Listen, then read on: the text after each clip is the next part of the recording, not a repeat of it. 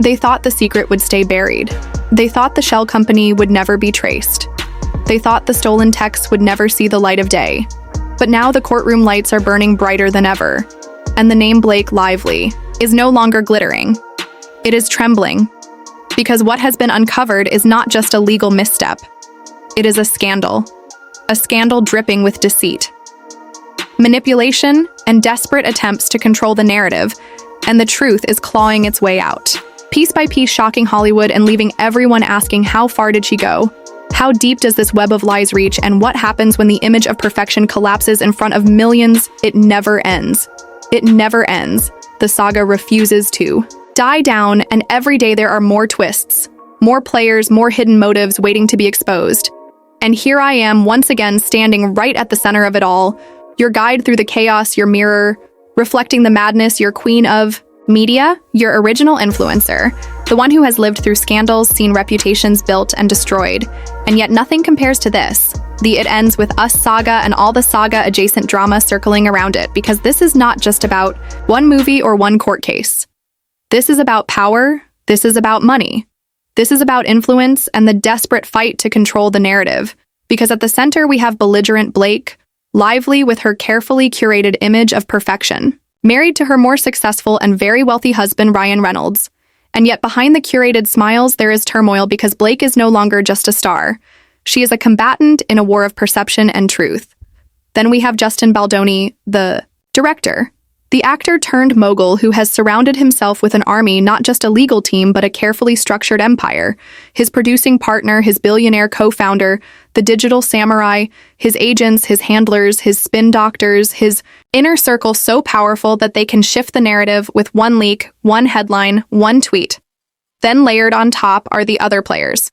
The publicist, Melissa Nathan, the crisis PR machine designed to kill stories before they spread or ignite. Campaigns to bury enemies. Then there are the reporters like James Vituska, the Daily Mail, the endless cycle of outlets feeding on the scandal, regurgitating half-truths and rumors until nobody knows what is real and what is planted. And yes, somehow, I am also part of this story because Blake herself has made me a player. She has argued in multiple states that I hold information critical to her defense, that I know things that could tip the balance, that my words, my receipts, my history matter. And this is where the madness reaches new heights, because suddenly Rebel Wilson has entered the arena. Rebel Wilson, the Australian actress known for her comedic chops, her big screen persona, and now her own directorial debut turned legal nightmare. Because Rebel is tied to Melissa Nathan, and Melissa Nathan is tied to Justin Baldoni, and all of it folds back into the same cycle of lawsuits, accusations, and smear campaigns. The web stretches so wide that it feels impossible to untangle, yet every strand leads back to the same burning question: who is telling the truth and who is writing the script? Because while the public devours every headline, the players themselves are maneuvering with precision, each one determined to emerge unscathed, even if it means torching the reputations of those they once called friends. And so we arrive at the present moment where Rebel Wilson, Melissa Nathan, Justin Baldoni, Blake Lively, and a constellation of lawyers, agents, producers, and anonymous operatives are circling each other in a game where nothing is off limits and no tactic too low. And while I am here to document it, I am also caught in the crossfire. And I know, as you know, that the next revelation is only moments away. James Vituska, the name that refuses to disappear, the former Daily Mail reporter, once dismissed, now resurfacing with cryptic proclamations, throwing gasoline on an already raging fire, because this man was once an insider with access, with connections with documents and emails, and now he speaks like a prophet of truth, declaring that they have nothing but who are they? Who is the mysterious they he speaks of? Is it Blake and her team? Is it Justin and his empire? Is it the producers, the lawyers, the shadow operatives lurking in the background? Because James insists that every accusation, every attempt to twist the narrative collapses under the weight of facts. He claims to hold emails, timelines, receipts, records, not rumors, but proof. And he speaks with the confidence of a man who knows that one day the reckoning will arrive.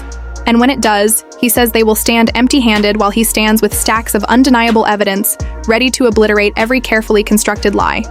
And this is where the tension escalates. Because in his words lies the suggestion of a bombshell revelation, something so explosive it could rip through the facade each player has built. And yet, we are left in the dark. Who is he protecting? Who is he targeting?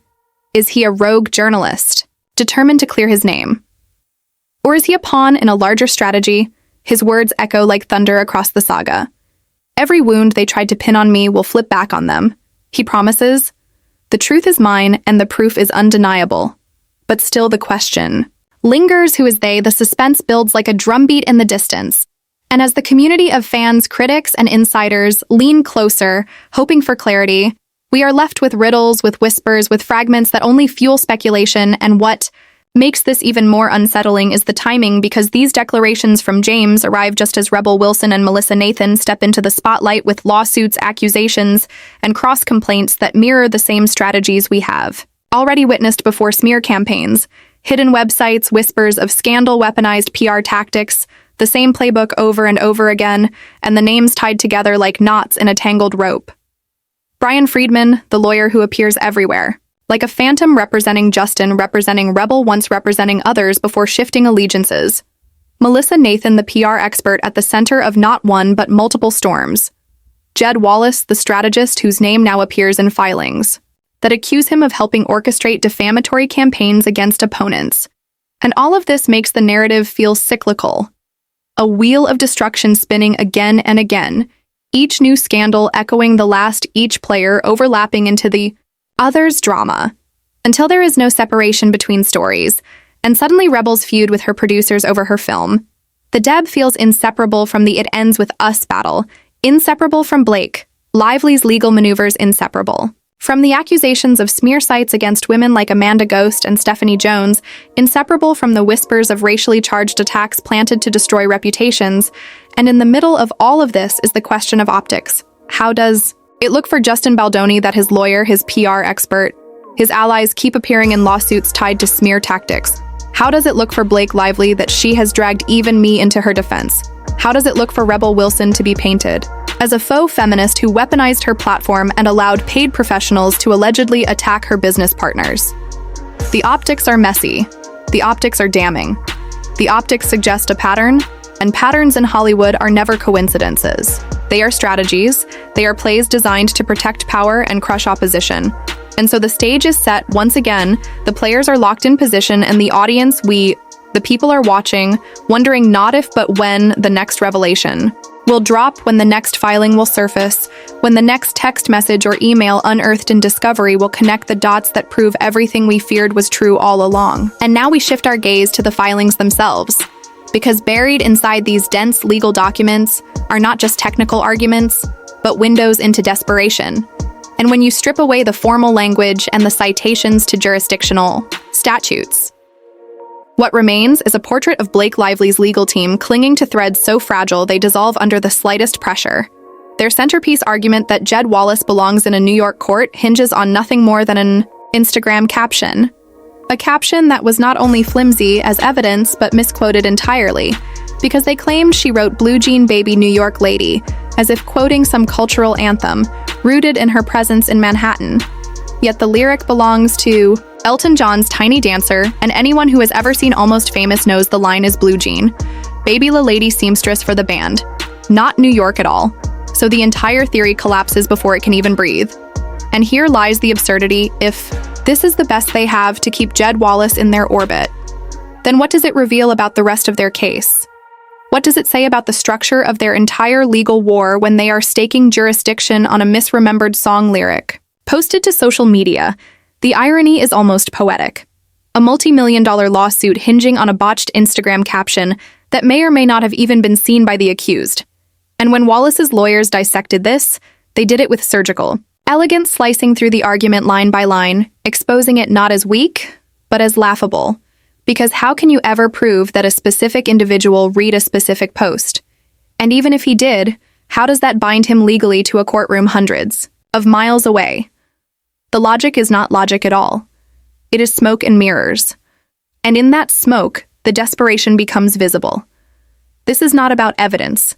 This is about control. This is about optics. This is about forcing narratives into the public record that make Wallace appear connected whether or not the court agrees. And while this farce unfolds in the paperwork, we must also look beyond the courtroom to the stage of public image, because while Blake's attorneys are arguing about captions, And Lyrics Ryan Reynolds is on the red carpet at the Toronto International Film Festival, premiering a film honoring John Candy, a serious, heartfelt project that should command dignity and attention. Yet standing in contrast is the circus his wife has dragged him into the optics again matter.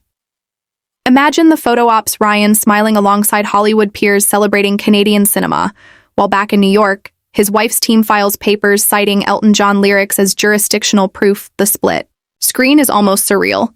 One side prestige, art, and national pride, the other side internet captions and lawsuits that read like satire, and people begin to ask, is Ryan merely a bystander trapped in this, or is he complicit and active participant, lending his silent support to strategies that now appear comical at best and manipulative at worst?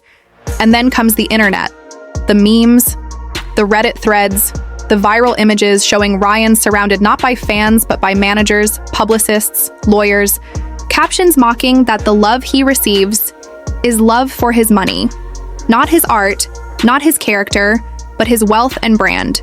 And whether meant as satire or not, the image cuts deep because it reflects a truth people feel in their gut, that this marriage, this brand, this partnership is being managed like a corporation.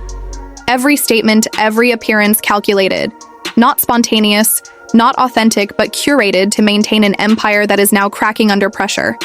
And here we must pause and consider the ripple effect, because once the audience senses inauthenticity, once the public begins to laugh at legal filings, once captions become memes and arguments become punchlines, credibility erodes, and credibility once lost is nearly impossible to restore. And just when you think the spectacle cannot spiral further, a new twist arrives in the form of a tabloid hit piece aimed squarely at Justin Baldoni, and the timing is too precise to be coincidence, because as Blake Lively's team flounders, in court suddenly headlines emerge, painting Baldoni as a prince living lavishly while crying.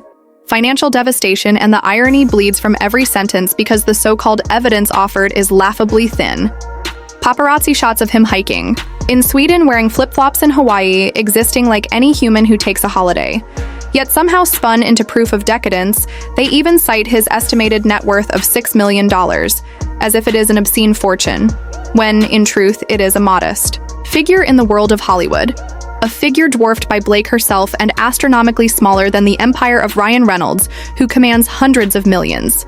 Yet here the smear is framed as though Baldoni is swimming in gold while simultaneously weaponizing the idea of crisis management costs. Court filings show around $90,000 spent on such services, a fraction of the inflated figures floated in the press, a drop in the bucket compared to the film's $25 million budget. But the article wanted a villain, and so it conjured one. And in doing so, it exposed the fingerprints of desperation, because who benefits from such a narrative? Who gains by painting Baldoni as indulgent while diverting attention from Blake's own endless public appearances? Her beauty launches her red carpet, strolls her carefully managed Instagram promotions. If lifestyle is evidence, then hers is a flashing neon contradiction. Yet the smear attempted to flip the script, and the public saw through it immediately because credibility rests on receipts. And this piece had none. No photos, no invoices, no witnesses, just shadows, whispers, and an intent to distract. But here's where the plot thickens, because whispers emerged. That Taylor Swift herself began to feel manipulated, that Blake wanted her to delete text messages tied to Baldoni. And if true, this is not merely messy, it is catastrophic, because Swift is not a side character in Hollywood. She is the axis around which influence spins. And if she distances herself from Blake, if she even hints at disapproval, the industry will follow like dominoes, and already we see the pivot. Once sympathetic outlets begin to shift tone, once friendly coverage morphs into skeptical analysis, once journalists who defended Blake now ask hard questions, and this is the power of Swift. Her brand is built on authenticity, on protecting women, on calling out manipulation. And if she felt used, the backlash is not just possible, it is inevitable. It is already happening. And so as the court battles stumble forward over song lyrics and captions, the real war is unfolding in the press, in the blogs, in the feeds where narratives live or die. And in that war, Blake Lively is losing ground rapidly, credibility crumbling under the weight of contradictions, and the whispers of manipulation louder than any press release her team can buy. And now the spectacle reaches its breaking point, because while the filings continue, and the lawyers bicker over jurisdiction and song lyrics, and the absurd logic of Instagram captions being weaponized as legal evidence, the bigger picture cannot be ignored because Blake Lively, who once stood as America's sweetheart, polished, curated, adored, has now become the face of desperation, unraveling in real time. Her credibility shredded by her own team's missteps, by the misquotes, by the contradictions. And yet, instead of stepping back and reassessing, she doubles down harder, pushing narratives that collapse under the slightest scrutiny, demanding that Jed Wallace be tethered to New York through a caption, demanding that Justin Baldoni be smeared as decadent through flimsy gossip, demanding that the media bend to her version of reality.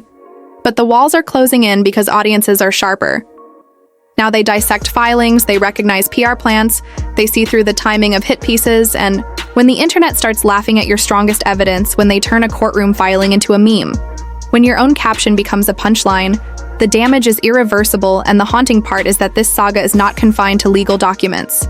It bleeds into her brand, into her endorsements, into her speaking engagements, where comments must be closed because the backlash is too strong, into events where fees soar to $200,000. But the optics scream nightmare into the press kits that ironically promote her availability with references to interviews so uncomfortable they made the interviewer want to quit their job.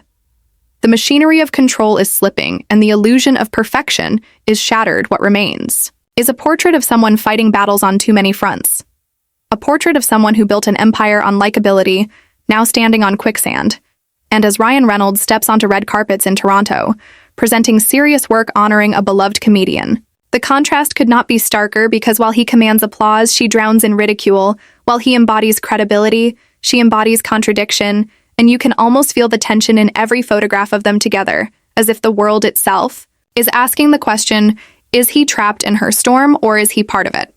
Because silence can be complicity, and complicity can destroy even the strongest careers.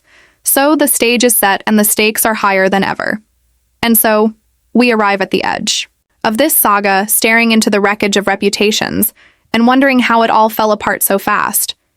Because once Blake Lively embodied control, she was the glossy cover, the adored icon, the woman who had everything, the career, the husband, the family, the influence, but the court filings, the captions, the planted hit pieces have stripped away that image layer by layer until what remains is raw desperation. And the tragedy is that this unraveling was not forced upon her. It was crafted by her own hand, by the decisions of her team, by the endless attempts to twist narratives into weapons, by the refusal to face reality with humility.